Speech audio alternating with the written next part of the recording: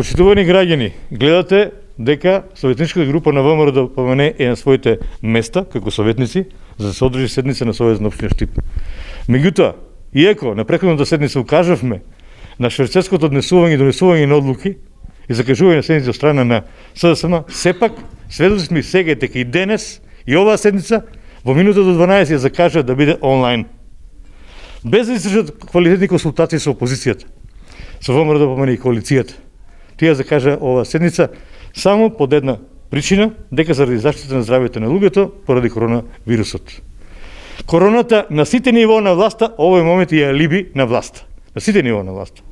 Значи и во собранието сака да закажуваат онлайн седници, која не е уставно, а овде во минута до 12 сака да на шверцерски начин, на еден нивен личен начин да ги донесат одлуките кои сакаат самите да ги донесат.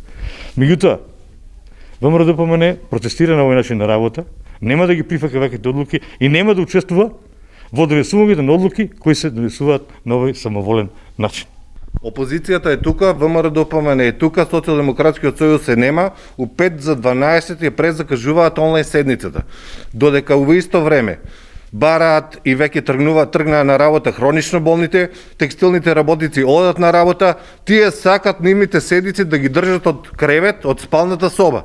Значи не може на тај начин да функционира Советот. Мора да дојдат тука, да бидат присутни како што е присутна опозицијата, а не дома од креветот од спалната да држат седници. Затоа нека да разбере штипската јавност дека вакво однесување од една страна да бараме хронично болните и текстилните работници да одат на работа, а од друга страна од кревет, од спална соба да држат седници, ВМРО-ДПМН тоа не го поддржува и до крај ќе се однесуваме на ваков начин. Ние ќе си седеме тука, а тие не ќе си седат дома во спалните соби. Тие не може да обезведат мнозинство во Советот, како што не може да обезведат мнозинство и во Собранието на Република Македонија, па така на овој начин преку, како што каже колегата, и од странство, и од дома од спалните соби или од било каде да може да се вклучат, да го добијат своето мнозинството и да донесат саканите одлуки. Ние против тоа протестираме.